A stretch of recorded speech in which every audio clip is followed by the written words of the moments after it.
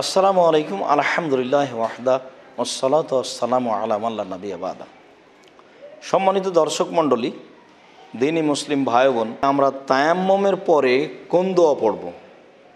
অজু করার পরে তো আমরা দোয়া পড়ি এবং জানি, তো তায়াম্মুমের পরে কোন দোয়া পড়ব?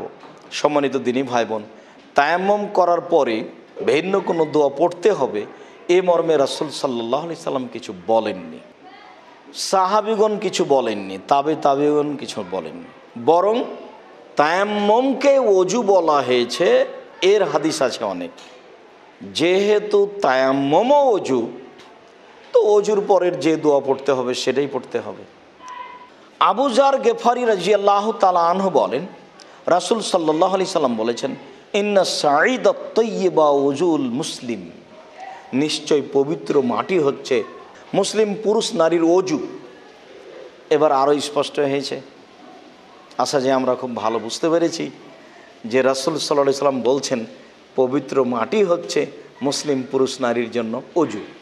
তিনি বললেন, ওয়াইনলাম নাজিদিল মা আশরা সিনিনা, বছর 10 বছর যদি পানি না পাওয়া যায় তাহলে মানুষ মাটি দিয়ে পবিত্রতা অর্জন করবে।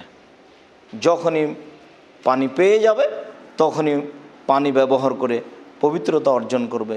ফাইনা যালিকা খায়রুন, এটা তার জন্য ভালো হবে। আবু দাউদ, তিরমিজি, মেশকাত হাদিস নাম্বার 530। অত্র হাদিসে খুব স্পষ্ট হয় যে তায়াম্মুমই হচ্ছে ওযু, মাটি হচ্ছে পানির স্থানে পবিত্রতা অর্জন করার মাধ্যম।